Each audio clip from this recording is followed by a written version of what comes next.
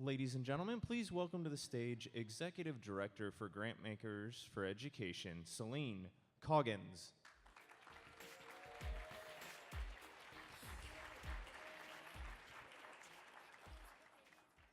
Hello. I'm going to speak fast to get that picture of me off the screen. Okay. Thank you. I am so grateful for the response that I've gotten from so many of you this week. Thank you so much for making this conference what it is. I think it's been amazing.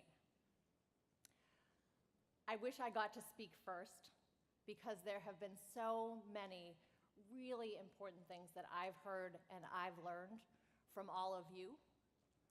I was kind of retweaking my speech last night and thinking, really what I want to do is take different people's quotes and just restate them and say, ditto to that, ditto to that, ditto to that.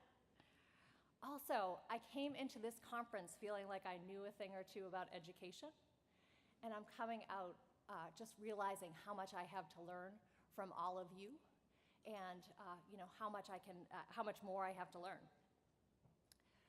So I have a little bit of a mission impossible this morning. So my job is to give a speech to a group of people I aspire to lead, most of whom I barely know. And even though I had the opportunity to get to have lots of conversations, I had to write my speech in advance because I was going to be spending every minute of these past few days with you. But I wanted to make sure that my talk resonates with all of the things I've learned. And so the moral of that story is I got up at 3 this morning. So I want to tell you a little bit about the next 100 minutes or so of today, and this is it. This is the end for us. I'm going to speak for about a half hour, and then I'm going to turn it over to the main event, our student panel. I'm going to let Ulka introduce them, although I can put them up right now. Oh, wait, there they are. And I wanted to let you know that if you go to the app, you can submit questions for that student panel now as I'm speaking or as they're speaking. All right, and I just want to say I appreciate that there are students in the audience to keep me honest. While some of my talk will be at a high level, if they can't see themselves in our work, then we're doing something wrong. I wrote my talk with that lens. All right, next slide. Oh my gosh, okay. This team has already made me cry today once, so I can't cry again. I have the honor of thanking all of the folks that I now work with at GFE. And so what I want to do is just say each of their names. I think you've gotten to know them over the course of these few days, and if you haven't, you surely saw the amazing work that they've done. So let me just say their names, and then I really would like us all to give them a very enthusiastic round of applause. Letitia Dowling, Jessie Lee, I'm going in order of the pictures, Caitlin Malik, Kyle Malone, Paul Moon, Alessandra Piani, Rebecca Smith, Heidi Starks, and Hannah Wang. Thank you all.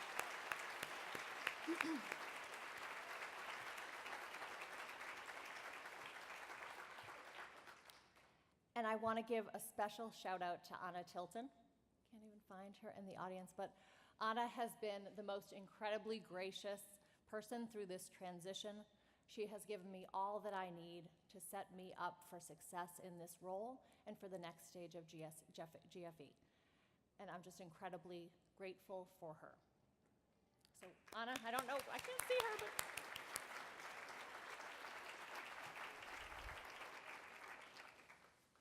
All right. So I like to start. So I finally get to introduce myself to all of GFE. And I like to start with this picture because it's evidence that I've always been an education geek. This is me at age 8, just beaming because I got a game where I got to be a teacher. I think of myself as an educator. I was a middle school teacher. I taught teachers about policy and advocacy for 10 years. And I actually still teach a class at the Harvard Graduate School of Education. So what I want to do today is accomplish 5 things. Number one, I want to share a little bit about my why, my purpose in this work. Number two, I want to talk about the foundation and potential that I see in GFE. Number three, I want to talk about why I see this as an urgent moment to deepen our work together. Four is I want to talk about how you can help me help you. And then I have a parting thought as I introduce the student panel.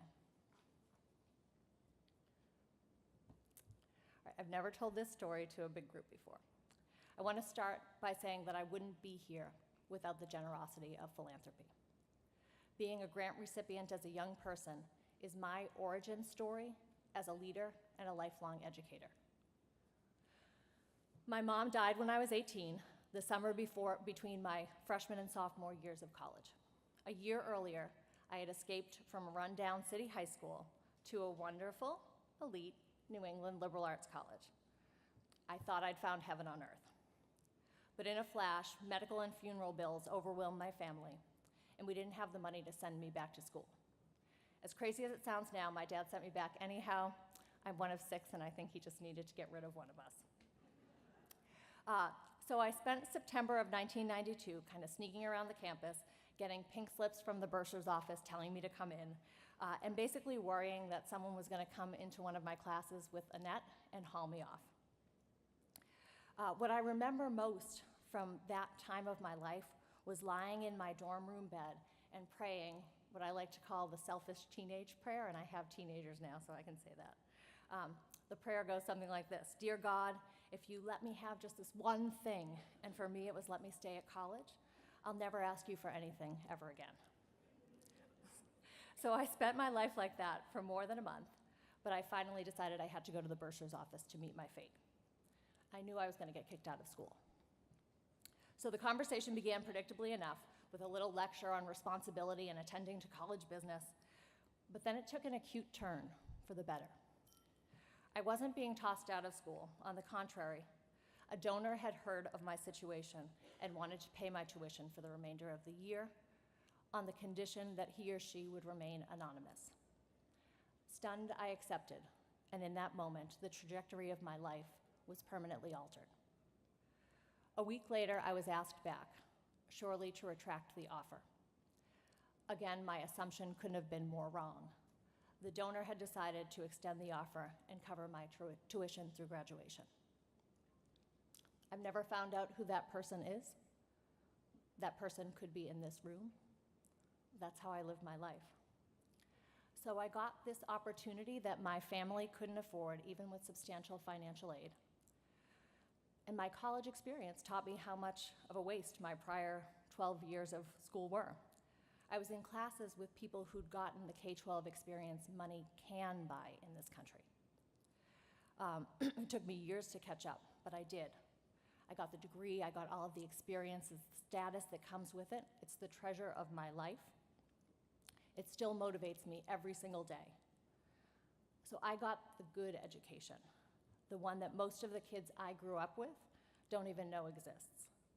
So it's my mission in life to make sure all kids get access to the good education. And we know they can't wait till college to get it.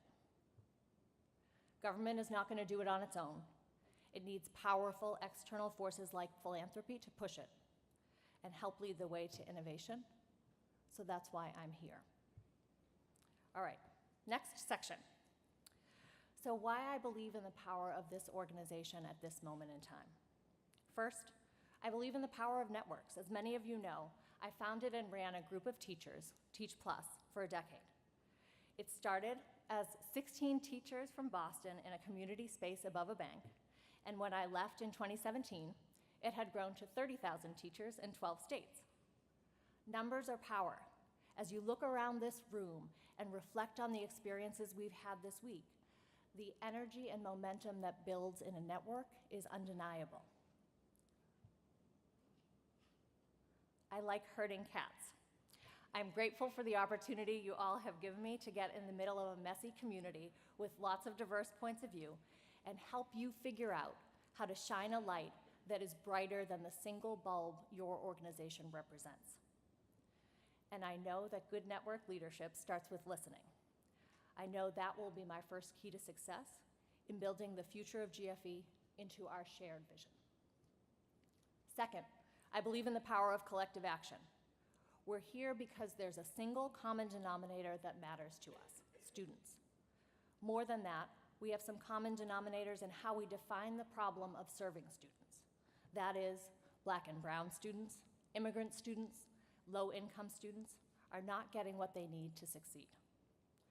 Yet we have many pathways to serving students. It might be a focus on post-secondary, early childhood, arts education, teacher quality is my background.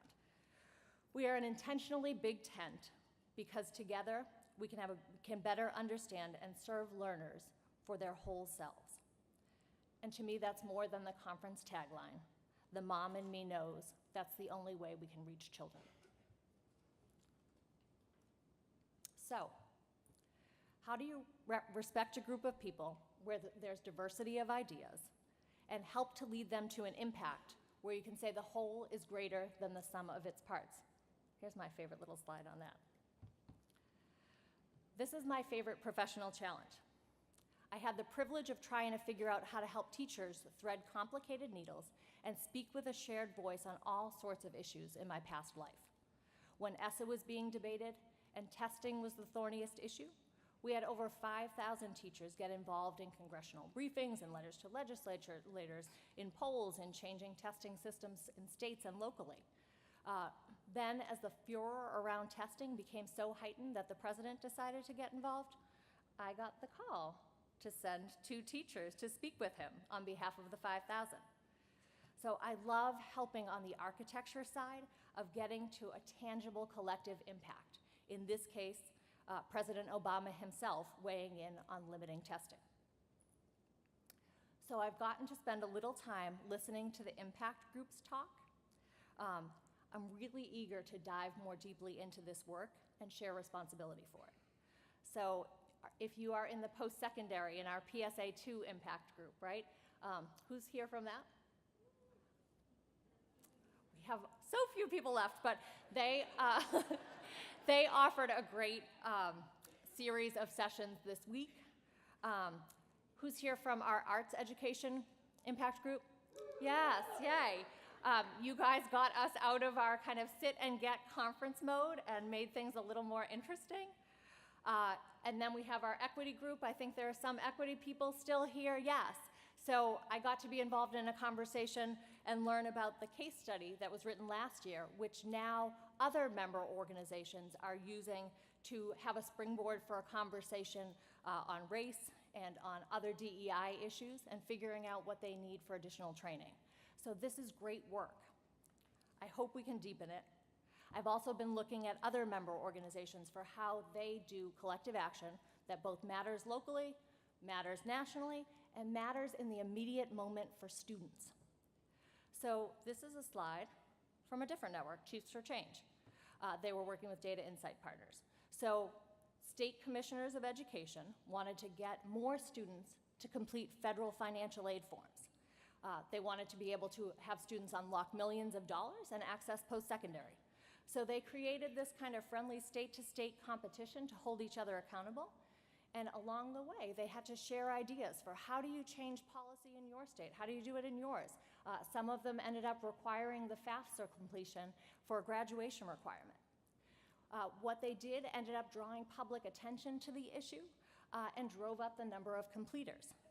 So that's how the wheels turn in my brain around what we can do with impact groups, making things that are tangible, that matter for students today, but also change the system in ways where the whole is much more than the sum of its parts.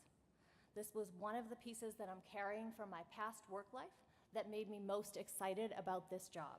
It's hard, but it's totally worthy work. So third, I think we're in a really urgent moment.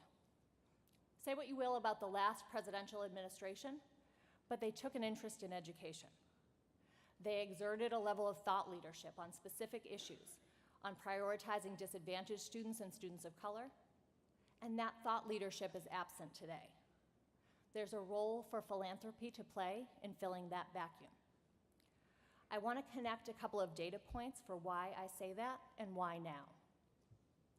So I've been reading the back-to-school research in our field and trying to make sense of my role in building connections across this network. There are two statistics that keep me up at night. And I want to just mention as I launch this section, it picks up from yesterday's plenary, especially John and Saskia's part, and they were more compelling than I might be, but I think it deserves kind of that important underline. So I'm going to give you two statistics that in my mind are connected to every conversation we're having within the big GFE tent. And they connect to me in the deep emotional part of why I do this work. So first, in 37 states, schools receive less public funding than they did 10 years ago. So think about that. That should mean something to every person in this room. And then think about what that means to almost every kid in America. We've got a really healthy economy right now. Salaries and employment are way up. Tax coffers are back up to full. But that money is no longer flowing to education.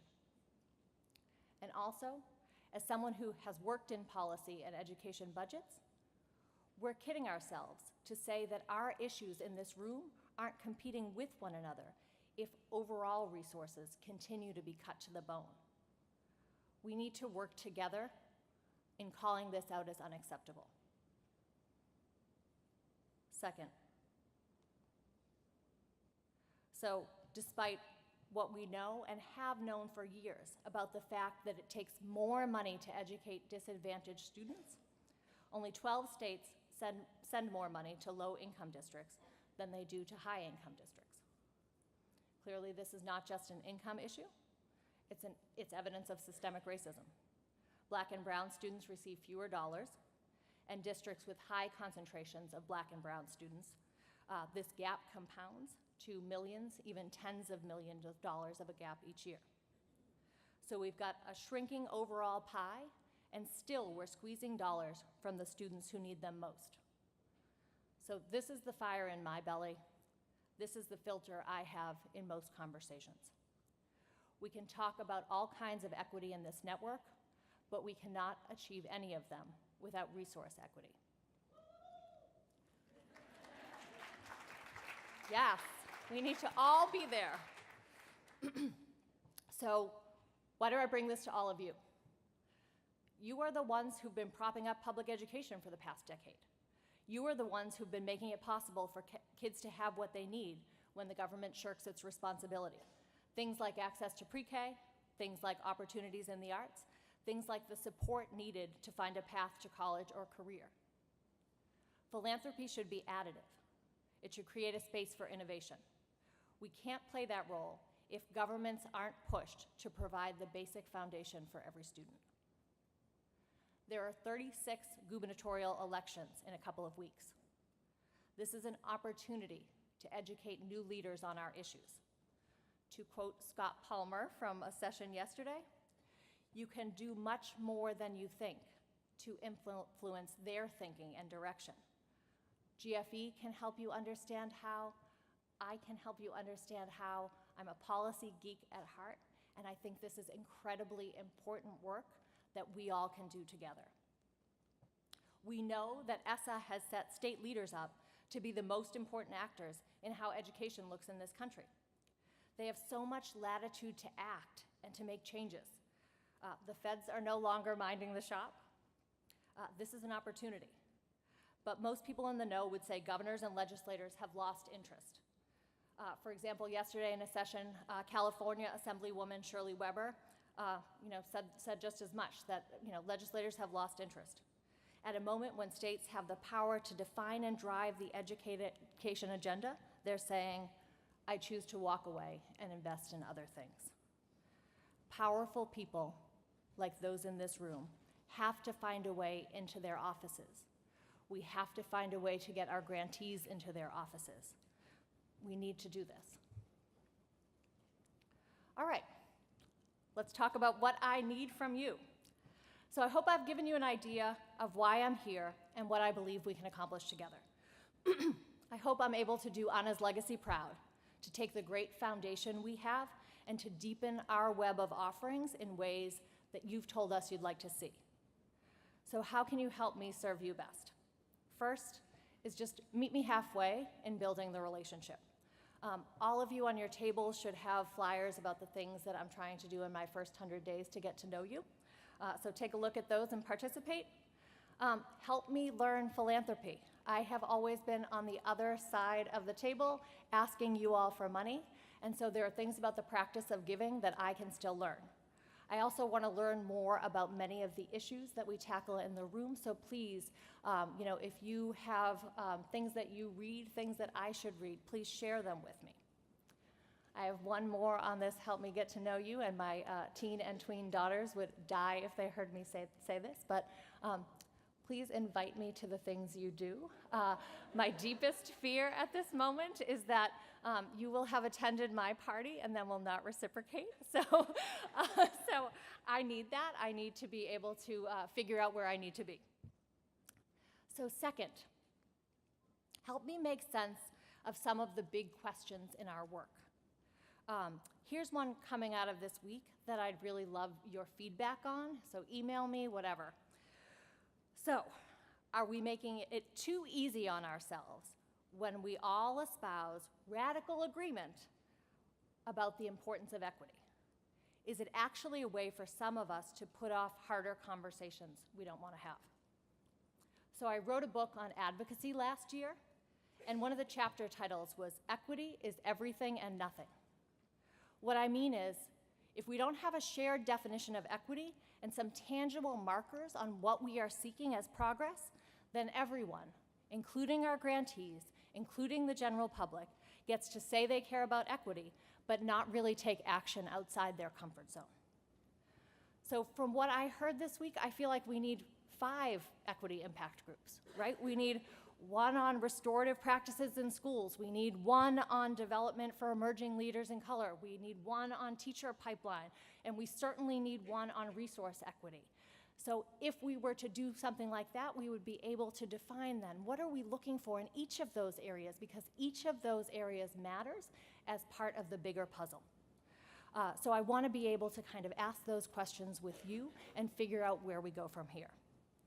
Finally, I want you to hold me accountable for 3 things. One is visibility. So I should be a visible leader and contributor in your world, and I know I'm not yet. Number 2 is listening. The vision for the next stage of GFE should reflect all of your visions. And 3 is action. I want you to feel like you're doing important things with GFE year-round. So, and as we strengthen our services, I'm going to plant a seed about increasing dues. We haven't done that in 7 years. So I want you to hold me accountable for doing more. And if you see value, I hope you'll be willing to pay a little bit more. Okay. Yay, thank you. If I needed an applause line, that's the place I needed it. Okay. So I'm going to conclude my talk with one last story and one last idea for you. I chose this ending to honor the students who are about to speak up and cue your listening ears for them. They are going to be some of our best teachers. So I volunteer once a week in a low-income school in Boston. I'm actually taking the red eye tonight because I do everything I can to never miss them. It's just a regular district school. I work with a 2nd grade class that's mostly new immigrants, mostly from Vietnam, mostly struggling with English. They have no idea what my background is and that I have a fancy job or anything like that. I'm a helper. So every week, I'm just deeply touched and sparked to life by something that happens in that room. Last week, we were learning about character traits. So how some people are pretty quiet all the time, some are very friendly, some are very silly. And after talking about characters from the books that we'd read, Mrs. Tarantino asked the kids what character trait described them. Eventually, she got to a little boy named Moses, who immediately responded, scared. So Mrs. Tarantino jumped right in and she said, oh no, I don't mean just like for a moment when the lights go out at night. I mean who you are deep in your soul all the time. And he responded back, scared. So this is how I learn best about what matters in schools and for students. My first act as executive director of GFE was to tell the staff they were allowed to work 1 hour per week in a low-income school in their community. I did the same thing at Teach Plus, and it was transformative to our culture. We saw reform issues differently. More people on staff could offer ideas for how we could do our work better, and it was huge for the motivation and purposefulness on the staff. Our mantra became, you can't solve social problems without experiencing them up close as often as possible. So I invite you to join me in this, and let maybe some of the folks on your teams try it. Being in a school once a week for the school year comes out to about 40 hours. So try spending 1 work week out of your year living and breathing and trying to help in a school. I'd love to have a session next year on what I learned in school. So I'll end with something that the students might just as easily tell you. If you're too busy improving education to spend time in schools on a regular basis, you're doing it wrong.